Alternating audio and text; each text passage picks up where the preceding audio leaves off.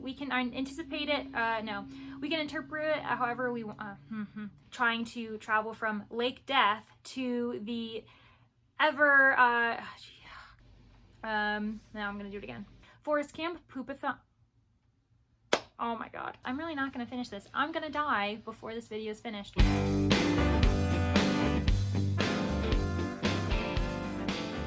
Hey everyone, welcome back to my channel. I am Leandra the TBR 0, and because we're leaving 1 month and entering another, it would only make sense to have a TBR video. However, I'm doing August a little bit differently. I have decided to join the mood readers for at least 1 month. So I'm just going to be reading by mood, letting my heart choose those books that I will end up reading, and we're going to see how it goes. What does that mean though? Why am I having a video then? What will I be discussing? Well, I actually have a few readathons for August that I'm super excited to participate in, and I thought it could be fun to share some information about them, point you in the right direction if you're super interested and want to see those original videos, and sharing some suggestions or possible reads that I may end up picking up if the mood strikes me. So let's just get into it because I still want to keep this video at 10 minutes or less. Cross your fingers for me. There are actually 3 readathons in August that I am really excited to participate in. The first one is Camp Spoopathon. It's hosted by Spoopy Hall, and it is the first week of August, starting in the 1st and then ending on the 7th. It's, of course, filled with many spooky, murdery, thriller prompts, and they're all quite vague, which is perfect for anyone who is a big fan of mood reading. I am really looking forward to trying my best to complete one of the paths that will get me back to Spoop Cabin, but we'll see how it goes.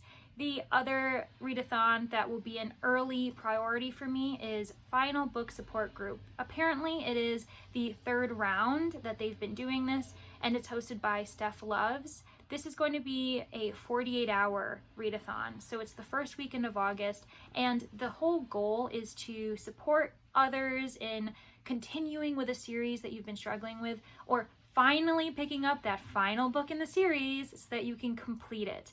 And the latter is actually what I'll be doing. I am definitely going to be picking up one of those last books in a series that I've just been putting off. I just don't know which one I'm going to choose yet. And finally, we have Polarthon, the fishing tourney. This is hosted by JD Ray Reads. She typically does her Polarthon readathons in February. They're a month long, and you tend to focus in polar fantasies, winter reads, and the like. And this time though, JD Ray Reads has decided to host in August, and it's going to be all month, and there are no prompts. The only prompt is read as much as you can, and the reason why JD Ray is doing this is because she is trying to encourage everyone to feed the polar bears. We are then going to be donating money to Polar Bears International. Jade has given the option of donating £1 for every 100 pages you read, but you could also do that with every book you finish, you donate £1, or you simply just give what you can, because this is a super great cause. I mean, in the month of July, we've been breaking records when it comes to temperatures, so I definitely will be donating at the end of the month, depending on how my reading journey goes, and I really appreciate that Jade has encouraged us all to do this. Okay, so because Polarthon is super open-ended and I can read whatever I want, the examples I'll be showing you are actually going to be fitting some type of prompt for Camp Spoopathon or the Final Book Support Group. So for the Final Book Support Group, I'll just focus on that first because I really only am going to be sharing 2 books, and they both happen to be final books in a series. The first one is The Grim Conclusion by Adam Gidwitz. This is the 3rd book in a Tale Dark and Grim series.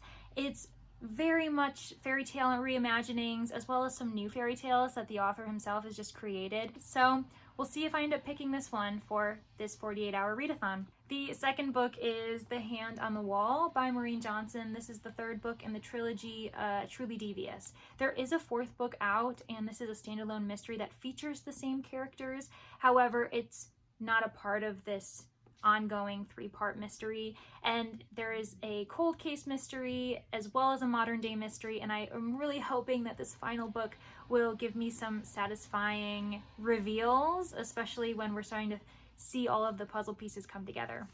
Spoopy Hall has provided us with 2 paths for her Camp Spoopathon Readathon. You have to make your way from Lake Death to Spoop Cabin, which if you do, that means you have survived the week at Camp Spoop. And there are a number of different prompts, which is great, so then you can kind of decide which path actually fits the books you own or want to read. You basically have to make your way from Lake Death to Spoop Cabin, and that means you've survived the week at camp. So one of the prompts that I'm really excited to actually participate in is Deadly Romance. We can interpret it however we want, but I've decided to pick a few books that I think match the prompt, and those are Deadline at Dawn by Cornell Woolrich, Dowry of Blood, a Dracula retelling, I believe, by S.T. Gibson, Stranger Things Happen by Kelly Link. This is a short story collection that involves a lot of spookiness as well as some sci-fi. And finally, The Virgin Suicides, a classic by Jeffrey Eugenides. Not sure if I'm saying his last name right, but I definitely think the infatuation that the boys have in watching these sisters die one by their own hand is definitely indicative of like a deadly romance, in my opinion. Another prompt is ghostly. Again, super vague. You can interpret it however you want. And I found 2 books that I think fit the prompt somewhat. And one of them is The Only Good Indians, because there is some type of supernatural entity following these protagonists. And then finally, Small Spaces. This is a middle grade horror, and this is by Catherine Arden. And again, there's some type of spooky, creepy figure or monster that is lurking and following these children.